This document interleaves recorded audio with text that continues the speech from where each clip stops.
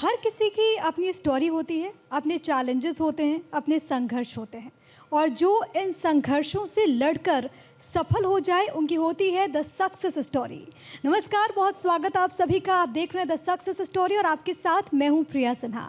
और आज हमारे साथ एक ऐसी शख्सियत मौजूद हैं जिनकी संघर्ष की कहानी आज हम आपको बताएंगे, जिनकी द सक्सेस स्टोरी क्या रही है वो हम आपको बताएंगे। हमारे साथ मौजूद है Basant Goyal, CEO Goyal medicos ANT pharmaceuticals के डायरेक्टर हैं आप। बहुत स्वागत आपका भारत 24 पर। Thank you so much. पहले तो मैं भारत 24 का दिल से धन्यवाद करता हूं कि उन्होंने मुझे बुलाया और मेरी सक्सेस स्टोरी के बारे में जानना चाहा। सबसे पहला मेरा सवाल आपसे ये होगा कि इस पूरी यात्रा में, मतलब आपको इतना लंबा वक्त बीत चुका है मेडिकल के इस यात्रा में, शुरुआत कैसे हुई? कैसे आपने सोचा गोयल मेडिकोज को लेकर के, ANT फार्मास्यूटिकल्स को लेकर के? तो सबसे पहले हमारे दर्शकों को ये बताइए। कैन यू इमेजिन कि एक फार्मेसी कितनी पुरानी हो सकती है?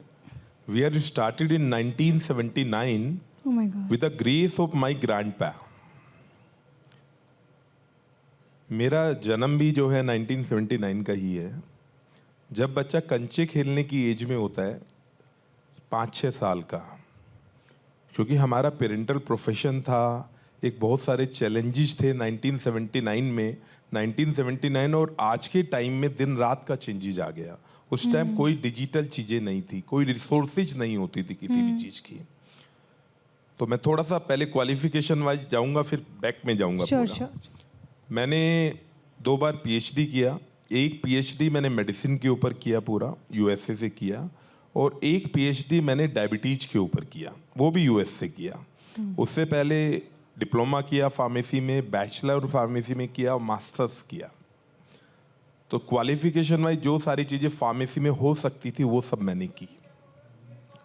अब जर्नी स्टार्ट होती कि कैसे गोयल मेडिकोज यहाँ तक पहुँचा। जब मैं बहुत छोटा सा था तो मुझे लगता था कि कुछ ना कुछ देश के लिए कुछ अलग करना है। मेरा मोटिव कभी बिजनेस नहीं रहा। मेरा ये तो रहा कि गोयल मेडिकोज को एक इतना बड़ा पहुंचाना है कि देश विदेश में उसका नाम हो। गोयल मेडिकोज को best pharmacy of the world का भी अवार्ड मिला, जो हेमा मालिनी जी ने दिया। बेस्ट फार्मेसी ऑफ इंडिया के ना जाने कितने अवार्ड मिले। गोयल मेडिकोज की इंटेंशन हमेशा लोगों को सर्व करना रहा, ना कि बिजनेस। हमारा एक ऐसा प्रोफेशन है जो डायरेक्टली किसी की लाइफ से जुड़ा हुआ है। हमने कभी भी इस प्रोफेशन को पैसे से नहीं जोड़ा। जब मैं इतना छोटा था तब भी मुझे एक ही पैशन था कि गोयल मेडिकोज का नाम देश विदेश में बहुत ऊपर चला जाए, और दूसरा उसके पीछे जो था रीजन था वो था मानवता, कि मैं कहीं ना कहीं उस प्लेटफॉर्म तक पहुंचूं कि मैं जहां तक जो सोच सकता है वहां तक मैं मानवता करूं। तो मैं 6 साल से इस बिजनेस में आया और आज करीबन 40 साल मुझे हो गए अपने प्रोफेशन में। आज गोयल मेडिकोज एक ऐसा नाम है जो इंडिया में, तो इंडिया से बाहर भी हर जगह जाना जाता है। इंडिया से बाहर भी गोयल मेडिकोज को बहुत सारे अवार्ड मिले। अभी लंदन पार्लियामेंट से अवार्ड मिला, पहला अवार्ड था जो गोयल मेडिकोज को मिला। आज मैं अराउंड 20 NGO चलाता हूँ, डिफरेंट प्लेटफॉर्म के ऊपर चलाता हूँ। मैं लेप्रोसी के ऊपर बहुत बड़ा काम कर रहा हूँ। लेप्रोसी से लोग डरते हैं। जैसे नड्डा साहब ने पोलियो के बारे में बोला, पोलियो आज भारत से बिल्कुल ख़त्म हो गया। अब यदि हम यहाँ बात करें लेप्रोसी की, बहुत सारे लोगों को तो शायद लेप्रोसी पता भी नहीं होगा क्या होता है लेप्रोसी। लेप्रोसी एक बीमारी होती है, कोड होता है बेसिकली, जो जगह जगह हो जाता है। उसमें उंगली ऐसे हो जाती, मुड़ जाती हैं उंगलियाँ। तो लोग उनसे हेट करते हैं, लोग उनके साथ कभी मिलना नहीं चाहते हैं। मैंने एक बहुत बड़ी NGO बनाई। उस NGO में 6500 लेप्रोसी परिवार हैं। जिन लेप्रोसी परिवार को कोई मेडिकली दिक्कत होती है, उनको जितना भी मेडिकेशन की ज़रूरत हो, चाहे महीने में 10 लाख रुपए की भी दवाई की ज़रूरत होगी, मैं दूंगा उनको। मुझे भगवान ने इस लायक बनाया जो मैं इस तरह कर पा रहा हूँ, और इसके लिए आप तारीफ़ के पात्र हैं। एक और सवाल मेरा आपसे रहेगा, क्योंकि आपने कहा कि 1979 में इसकी स्थापना हुई थी और उस वक्त सिनेरियो बिल्कुल अलग था, पॉलिटिकल सिनेरियो भी, क्योंकि इमरजेंसी के जस्ट बाद का दौर था। आपकी प्रोफेशनल लाइफ में किस तरीके के अभी तक चैलेंजेस आए हैं? क्योंकि जब हम बात करते हैं सक्सेस स्टोरी की, तो हम बात करते हैं उन चैलेंजेस की और उन लोगों की जो कि इन चैलेंजेस को पार करके आगे बढ़े। अब तक इतने वर्षों में कौन सी चुनौती आपको सबसे बड़ी लगी और आपने उसको कैसे उसका सामना किया? सबसे बड़ा चैलेंज था मेरा विजन, मेरा डिसिप्लिन। जो मैं चाहता था कि बचपन से, चाइल्डहुड से और आज तक की जर्नी में हमेशा रहे, उसको पूरा करना आज के माहौल में बहुत मुश्किल है। क्योंकि आज की जो मैन पावर है वो आपके डिसिप्लिन के साथ पोपअप नहीं कर पाती, बहुत मुश्किल है उसके साथ पोपअप कर पाना। दूसरा चैलेंज था हर मेडिसिन को, चाहे वो इंडिया की हो या इंडिया से बाहर की हो, उसको इंडिया में अवेलेबल कराना। आज तो हमारे पास बहुत सारे तरीके हैं, गूगल आ गया और बहुत सारी साइट्स आ गई जिसके थ्रू हम बहुत कुछ कर सकते हैं। लेकिन उस जमाने में कोई भी रिसोर्सेज हमारे पास नहीं होती थी। In fact we used to write letter, हम लेटर लिख के किसी कंपनी को बाहर भेजा करते थे, यूएस, यूके, वहाँ से बेसिकली फिर कम्युनिकेशन आता था हमारे पास, उसके बाद हम चीज़ें अरेंज कर पाते थे। तो एक तो चैलेंज सबसे पहले रहा अवेलेबिलिटी, कि मुझे, मेरा विजन था कि अंडर वन रूफ कोई ऐसी मेडिसिन, कोई ऐसा आइटम, चाहे वो सर्जिकल हो, वेटनरी हो, होम्योपैथी हो, कि वो अंडर वन रूफ होना चाहिए। सबसे पहला मेरा विजन ये था। दूसरा मेरा विजन था कि ये बड़ा डिसिप्लिनरी हो। जैसे हमारी एसओपी है, जैसे आप दवाई लेने आए सपोज हमारे पास, आपका प्रिस्क्रिप्शन पहले एक बंदा, एक फार्मासिस्ट लेगा, सब लोग एप्रन में होंगे, कोई भी विदाउट एप्रन नहीं होगा। We use to mic there, वहाँ माइक से हम लोग बोलते हैं, प्रिस्क्रिप्शन आया आपका, प्रिस्क्रिप्शन से आपसे पूछा गया कितने दिन की आपको दवाई लेनी है, उतने दिन के लिए दवाई आपकी कोडी, फिर वो बिलिंग होगा पूरा। एक एक रुपए की हमारे यहाँ बिलिंग होती है, चाहे रदर एक विक्स की टैबलेट भी हो, उसकी भी हम बिलिंग करते हैं, और गवर्नमेंट को पूरा जीएसटी और पूरा इनकम टैक्स देते हैं। तो उधर हमने अपने बिजनेस को ऊपर बढ़ाया, उधर गवर्नमेंट के रिवेन्यू को ऊपर बढ़ाया। Very nice. एक सवाल ये है, क्योंकि आपने मेडिसिन का जिक्र किया डॉक्टर गोयल, हम देखते हैं कि पारंपरिक मेडिसिन की अगर बात करें या फिर आधुनिक दौर में जो दवाइयाँ हैं, जब उनका संयोजन होता है तो इसके रिजल्ट क्या निकल सकता है? क्योंकि लोगों के मन में बहुत कन्फ्यूजन होता है जब मेडिसिन की बात होती है कि आप नई मेडिसिन जो हैं उसके थ्रू जाएं या फिर जो पारंपरिक चली आ रही है बहुत वर्षों से, अगर हम दोनों को कंबाइन करते हैं तो इसके रिजल्ट कैसे आ सकते हैं? ये एक बहुत अच्छा क्वेश्चन है। इसमें क्या है, यदि हमने उस टाइम ही वर्कशॉप में जब डॉक्टर गुलेरिया बोल रहे थे या डॉक्टर शरीन बात कर रहे थे, they are suppose to be the father of medicine basically. दोनों लोग भीष्म पितामह हैं, जिन लोगों ने नेशन के प्रति कंट्रीब्यूशन, मतलब पूरी लाइफ उन्होंने नेशन के लिए कंट्रीब्यूट किया। चाहे डॉक्टर गुलेरिया की बात करें या डॉक्टर शरीन की बात करें, उन्होंने सबसे पहली बात कही थी कि हमें खुद का डॉक्टर भी होना बहुत जरूरी है। खुद का डॉक्टर कैसे? सपोज हमें ओनली एक फीवर, हेडेक हुआ है, इन स्पाइट ऑफ हम बहुत सारी इन्वेस्टिगेशन, कॉर्पोरेट के पास जाएंगे तो उसके पास तो एक ही प्रोटोकॉल है कि वो इतनी सारी इन्वेस्टिगेशन करा देगा हमारी। उस केस में हम सबसे पहले पैरासीटामोल, जो हमारी बेसिक चीज़ें हैं, डोलो, पैरासीटामोल, नेमोलिड, ये सब हमें यूज करना चाहिए। तो ये तो हुई पहले वाली मेडिकेशन, जैसे सेरिडोन होती थी, डिस्प्रिन होती थी। लेटेस्ट जो मेडिकेशन है वो बिल्कुल डिफरेंट हैं। रोज कुछ ना कुछ रिसर्च नहीं होती है, उस रिसर्च के बेस पर नई नई मेडिसिन इंडिया में आती हैं। और आज जो पुराना टाइम था वो बदल गया है। पहले ये था, जैसे नड्डा साहब ने भी जब बताया कि वैक्सीन को आने में 100 साल लग गए, लेकिन अब वो टाइम नहीं रहा। अब कोई भी दवाई वर्ल्ड में कहीं भी रिसर्च होती है, उसका पेटेंट बनता है, इंडिया में साथ साथ आती है। तो वी आर वेरी फॉर्चुनेट कि आज हमारे पास लेटेस्ट से लेटेस्ट मेडिसिन अवेलेबल है। दूसरा, अब कॉम्बिनेशन की बात आती है, पुराना और नया, लोग भी कंफ्यूज रहते हैं कैसे इसके लिए करना होगा। अल्टीमेटली इसका जज जो है वो डॉक्टर है। बिल्कुल। हम डॉक्टर के पास जाते हैं, इसीलिए जाते हैं कि एक डॉक्टर का एक भगवान का रूप माना जाता है उसको। तो डॉक्टर जो प्रिस्क्राइब करता है वो मेडिकेशन हमें लेनी चाहिए। उसमें पुरानी, नई या पहली या बाद की वो सब नहीं रहता। अब मेरा ये मानना है जो लिखा है, there will be no substitution, कोई चीज़ चेंज नहीं होनी चाहिए उसके अंदर, क्योंकि हर डॉक्टर की अपनी एक थ्योरी है। वो किसी ना किसी मेडिसिन में भी ऐसा है, पी ड्रग्स बोलते हैं, फेवरेट ड्रग, कि उनकी एक प्यारी दवाई है। जैसे पैरासीटामोल में पता नहीं कितने ब्रांड्स आते हैं, डोलो ब्रांड है, किसी डॉक्टर को डोलो पसंद है कि डोलो से रिजल्ट मिलेगा, तो वो चाहता है कि पेशेंट वही ले, क्योंकि उसे लेने के बाद उनको ये रिजल्ट ओरिएंटेशन भी है कि रिजल्ट भी मिलना चाहिए पेशेंट को। तो हमारा फार्मेसी का रूल भी ये कहता है कि we don't substitute any medicine. If doctor has prescribed the tablet Dolo, we should give the tablet Dolo.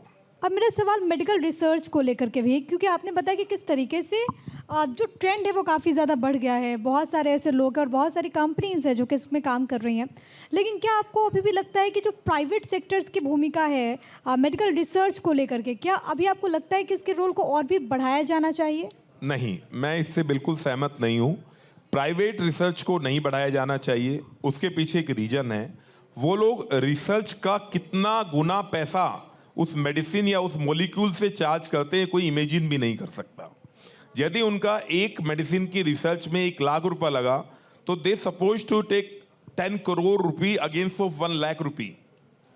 तो आज भी मैं प्रीफर करता हूं कि गवर्नमेंट इंस्टीट्यूट जो हैं, ICMR जैसा हमारा एक इंस्टीट्यूट है जिसने बेसिकली वैक्सीन को सबसे पहले जब कोविड हुआ तो उसी ने बेसिकली उसके साथ बायोटेक के साथ मिलके, बायोटेक फार्मा एक कंपनी है, उसके साथ मिलके बनाया था। तो मैं आज भी ये मानता हूं कि जितनी रिसर्च हैं गवर्नमेंट के कंट्रोल में होनी चाहिए, क्योंकि गवर्नमेंट के कंट्रोल में होंगी तो उनके ऊपर रिसर्च में जो पैसा लगा, एक तो वो बड़ा सही रहेगा, वो एक लिमिटेड होगा। उसके अलावा जो लोग उसके एवरेज में 200 गुना, 500 गुना, 1000 गुना लेते हैं, वो नहीं होगा। उसका पैसा बड़ा नॉमिनल होगा और लोग उसको अफोर्ड कर पाएंगे। हाँ, एक सवाल ये भी होता है, क्योंकि हम normal day to day life में देखते हैं कि किसी भी व्यक्ति को एक छोटी सी तकलीफ है, वो तुरंत जाकर के मेडिसिन लेता है। सर में दर्द है, कुछ कट्स लग गए हैं, वो एंटीबैक्टीरियल मेडिसिन ले लेता है। लेकिन एक बहुत बड़ी समस्या, और इसको मुझे लगता है कि इसको लेकर के समय समय पर चिंता जाहिर की गई है कि हम अपने मानसिक स्वास्थ्य का ख्याल नहीं रखते। मतलब बहुत व्यक्ति ऐसे भी होते हैं जो परेशान होते हैं अंदर से, लेकिन उसको दूर करने के लिए कुछ काम नहीं कर पाते। क्या आपको लगता है कि आज के वक्त में मेंटल फिटनेस कितना ज़्यादा इम्पोर्टेंट है? कैन यू इमेजिन, यदि हमारी फार्मेसी पे 3 से 4 हजार लोगों का फुटफॉल है एक दिन का, उसमें से 1000 लोग ऐसे होते हैं जो स्ट्रेस इंड्यूस्ड मेडिसिन खा रहे होते हैं। क्योंकि आज का हमारा लाइफस्टाइल जीरो हो गया है। हम पूरा दिन कहीं ना कहीं किसी ना किसी चीज में, नहीं कुछ है तो यूट्यूब खोल लिया है, कुछ ना कुछ नया कुछ करना शुरू कर दिया। ये बहुत जरूरी है हमारी डे टू डे लाइफ में। सबसे पहले हम योग को अडॉप्ट करें। अल्टरनेट जो थेरेपीज हैं उनको हम जरूर लें, जो अभी लोगों ने बिल्कुल छोड़ दी है। सुबह का वॉक, कम से कम 45 मिनट्स का वॉक होना चाहिए। वॉक भी ना हो तो कम से कम योग होना चाहिए 50 से 1 घंटे के करीब का। आज तो टीवी चैनल्स के ऊपर सब सुबह सुबह सब जगह योग ही चल रहा होता है। यदि हम करना चाहें तो आज तो इतनी रिसोर्सेज हमारे पास हैं, बहुत जगह सारे पार्कों में योग चल रहा है। तो मेंटल हेल्थ को इम्प्रूव करना सबसे बड़ी ज़रूरत है आज हमारे देश को। एक और सवाल है, क्या, क्योंकि आजकल बहुत देखने को मिल रहा है जेनेटिक कुछ अगर दिक्कत है किसी भी व्यक्ति को, तो टेस्टिंग उस तरीके से नहीं होती है। तो क्या आपको लगता है कि जेनेटिक टेस्टिंग को भी बहुत रूटीन चेकअप के तौर पर अब लाने की ज़रूरत है? मैं इससे पूर्णतः सहमत हूँ। जेनेटिक टेस्टिंग को बिल्कुल रूटीन में लाया जाना चाहिए, स्टार्टिंग में ही। इनफैक्ट मैं यदि प्रेगनेंसी की बात करूं, बच्चा जब कंसीव करता है और मदर को यदि कुछ जेनेटिक प्रॉब्लम है या फादर को कुछ प्रॉब्लम है, उसी टाइम सारी इन्वेस्टिगेशन उसकी हो जानी चाहिए। और उस इन्वेस्टिगेशन से हमें बहुत सारा फायदा मिलता है। जब ये पहले से कोई चीज डायग्नोस, कोई डिसीज डायग्नोस हो जाए, उसका हम बाद में ट्रीटमेंट करा सकते हैं। कितनी बार तो ऐसा होता है कि 10-10 साल 20-20 साल तक नहीं पता चल पाता, और जिसकी वजह से हम उनको ट्रीट नहीं कर पाते। एक प्रश्न ये भी है, क्योंकि आपने बताया कि किस तरीके से गोयल मेडिकोज और इसके अलावा आप ANT फार्मास्यूटिकल्स को लेकर के आगे बढ़ रहे हैं। CEO और डायरेक्टर के तौर पर आपकी भूमिका दोनों ही में बहुत अहम हो जाती है। भविष्य को लेकर के आपकी क्या योजना है? देखो, यदि मैं भविष्य की बात करूं, मैंने लाइफ में उस परमपिता परमेश्वर, अपने माता पिता और अपनी वाइफ की वजह से सब कुछ पाया। बहुत कम लोग होते हैं जो इस एज में सब कुछ अचीव कर चुके होते हैं। आज मेरा सिर्फ एक ही विजन है, मानव सेवा, स्वास्थ्य सेवा। मैं आज पूरा दिन, मुझे सिर्फ एक ही मेरे दिल में रहता है कि मैं लोगों की किसी ना किसी रूप में स्वास्थ्य सेवा कर पाऊँ। यदि हमारी फार्मेसी के ऊपर कोई मेडिसिन लेने आता है, उसके पास पैसे नहीं है, वी विल नॉट से नो, उसको मेडिसिन सबसे पहले दी जाएगी। आज भी हमारे यहाँ इतने लोग पुअर हैं जो मेडिसिन अफोर्ड नहीं कर सकते, ये बहुत रियलिटी है। तो हम लोग, मेरा मोटिव ये लगता है कि सिर्फ मानव सेवा हो, स्वास्थ्य सेवा हो, और लोगों को हम जितनी स्वास्थ्य सेवा दे पाएं वो भी कम है। मैं लोगों को प्रेरित भी करता हूं, कितने लोग फाइनेंशियली सपोर्ट कर सकते हैं, कितने लोग हेल्थ से सपोर्ट कर सकते हैं, मेंटली सपोर्ट कर सकते हैं, तो कहीं ना कहीं परिवार का कोई एक ना एक व्यक्ति जरूर इसके ऊपर ध्यान दे और वो मानव सेवा को, स्वास्थ्य सेवा को ऊपर लेकर जाए। एक आखिरी प्रश्न मेरा आपसे रहेगा, क्योंकि जब हम बात करते हैं इंडियन हेल्थ सिस्टम की, कोरोना के पहले वाला दौर, क्योंकि हम लोगों ने कल्पना नहीं की थी कि शायद कोई ऐसी महामारी आए, और उसके बाद कोरोना ने बहुत कुछ सिखाया, और अनडाउटेडली कोरोना काल में हम बहुत ज़्यादा स्ट्रांग हुए इंफ्रास्ट्रक्चर के लिहाज से। लेकिन अभी भी क्या आपको लगता है कि हमारी तैयारियां क्या पूरी हैं भविष्य में किसी भी ऐसी वैश्विक महामारी का सामना करने के लिए, या फिर अभी सुधार की और गुंजाइश है? देखो, ये तो मैं हमेशा कहूँगा कि सुधार हमेशा चाहिए। लाइफ के अंदर सुधार बिना कुछ नहीं हो सकता। वो जब टाइम आया, कोविड का पेंडेमिक टाइम था, उस टाइम की तैयारियां हुई, कोविड को ट्रीट कर लिया गया। लेकिन आपको भी पता है और मुझे भी पता है कितनी डेथ हमारे इंडिया में हुई है। नो डाउट कितने लोगों ने अपने पेरेंट्स खो दिए, वाइफ खो दिए, बच्चा खो दिए। तो कोविड जैसा पेंडेमिक तो भगवान कभी ना लेके आए, लेकिन कोई महामारी जैसे आती है, अभी मैं कहता हूँ कि हमारे भारत देश को बहुत ज़रूरत है, इम्प्रूवमेंट की बहुत ज़्यादा ज़रूरत है। जैसे उस टाइम नड्डा साहब ने बोला कि हम इतने सारे एम्स खोल चुके हैं, लेकिन यदि हम दिल्ली एम्स की बात करें, लोगों को एक एक टेस्ट के लिए 6-6 महीने, 1-1 साल की डेट मिलती है आज भी। तो आज भी हमें अपने देश में सुधार की ज़रूरत है। मैं जितनी एनजीओज हैं इनको भी कहना चाहता हूं कि स्वास्थ्य के ऊपर, स्वास्थ्य सेवा के ऊपर सबसे ज़्यादा काम होना। जैसे मेरा विजन है कि मैं आने वाले टाइम में जितने टेम्पल्स हैं, मंदिर हैं, मैं अभी भी बहुत सारी डिस्पेंसरीज रन करता हूं मंदिर के अंदर, जहां हम लोग उनकी डायग्नोसिस भी, साथ साथ मेडिसिन भी, डॉक्टर कंसल्टेशन भी, फिजियोथेरेपी भी। उसी तरीके से मैं बहुत सारे मंदिरों में आने वाले टाइम में और स्टार्ट करने वाला हूं, और लोगों को इंस्पायर करता हूं, लोगों को एक विजन देना चाहता हूं कि आप लोग भी अपनी इनकम में से कुछ पैसा स्वास्थ्य सेवा के लिए निकालिए, और कहीं ना कहीं किसी ना किसी तरह मेडिसिन के जरिए, इतनी सारी एनजीओज काम कर रही हैं, इतने सारे ऐसे हॉस्पिटल हैं जहां आज भी मेडिसिन की ज़रूरत है जो लोग नहीं खरीद पाते। चैरिटेबल बहुत सारी चीज़ें हैं। जैसे मेरा एक नेक्स्ट विजन है कि मैं एक MRI और CT स्कैन एब्सोल्यूट फ्री लगाऊंगा इंडिया में। जो लोग CT स्कैन नहीं करा पाते या MRI नहीं करा पाते, लाखों लोग ऐसे हैं जो एक्सपायर हो जाते हैं पूरे देश में, पूरे साल में। तो मेरा एक विजन उस परमपिता परमेश्वर से है कि मुझे उस लायक बनाए। जैसे मैं डिस्पेंसरीज रन कर रहा हूँ और इतनी सारी एनजीओज रन कर रहा हूँ, तो मैं एक MRI और फुल सेटअप होना चाहिए जिसमें MRI भी हो, CT स्कैन भी हो, डायलिसिस भी हो, हर चीज अंडर वन रूफ हो, और जहाँ किसी को कुछ देना ना पड़े। चैरिटी का मतलब 100% चैरिटी हो। आपने इससे पहले इस बात का जिक्र किया था कि मेडिसिन को लेकर के उनके जो रेट्स हैं, कैसे उसमें असमानता लाई जाए।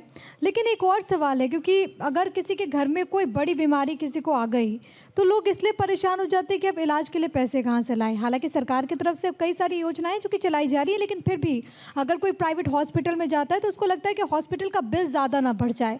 क्या आपको नहीं लगता कि इस दिशा में भी काम करने की ज़रूरत है, ताकि इलाज लोगों को कम से कम किफ़ायती दर पर मिल पाए? आपने बहुत सही क्वेश्चन पूछा, और इस दिशा में सबसे ज़्यादा ज़रूरत है। क्या आप सोच सकते हैं जितने कॉरपोरेट्स, अब सब कॉरपोरेट्स हो गए हैं। अब नॉर्मल हॉस्पिटल्स जो होते थे 10-20 बेड वाले, उनके पास कोई सर्वाइवल नहीं रहा है। आज we will go about Max, Fortis, Apollo.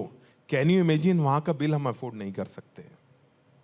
10-10, 20-20 lakh रुपए का बिल बना होता है जिसको अफोर्ड नहीं कर सकते। गवर्नमेंट को एज अर्लीस्ट इसके ऊपर पॉलिसी लानी चाहिए। मेडिक्लेम भी हर आदमी नहीं करवा पाता। हम लोग बहुत आज भी अवेयर करते हैं लोगों की मेडिक्लेम कराइए, लेकिन लोग कब कराते हैं? जब वो उनको डिजीज हो जाती है, जब उनके 10 लाख रुपए हॉस्पिटल में चले जाते हैं। तो मेरा एक हमेशा एक मैसेज है कि एक मेडिक्लेम जरूर कराएं। जितनी ज़्यादा इंश्योरेंस कराएंगे उतना हम अपने आप को सेफ रख पाएंगे। दूसरा, यदि हम इंडिया से बाहर बात करें, वहाँ आप देखेंगे तो मेडिकल एक्सपेंस 0 है। वो अंदर एंटर करेंगे, उनका मेडिकल इंश्योरेंस डे 1 से होगा, तो उनको मेडिकल एक्सपेंस है ही नहीं उनके यहाँ। तो ये चीज गवर्नमेंट को भी और हम लोगों को भी अडॉप्ट करनी चाहिए कि जब तक गवर्नमेंट कोई नई पॉलिसी नहीं लाती, हमें खुद अपने मेडिक्लेम कराने चाहिए और इंश्योरेंस करानी चाहिए। चलिए, हम उम्मीद करते हैं कि आपके इस बात का कोई असर पड़ेगा, और कहते हैं ना कि अगर बात निकली है तो दूर तलक जाएगी। आपको बेस्ट विशेस हमारी तरफ से, शुभकामनाएं। Thank you so much Bharat 24 के इस मंच पर आने के लिए और अपनी बात रखने के लिए। Thank you so much. तो आज द सक्सेस स्टोरी में आपने डॉक्टर बसंत की स्टोरी जानी। ऐसे ही एक और शख्सियत की स्टोरी आप तक लेकर के पहुंचेंगे। तब तक के लिए आप देखते रहिए भारत 24।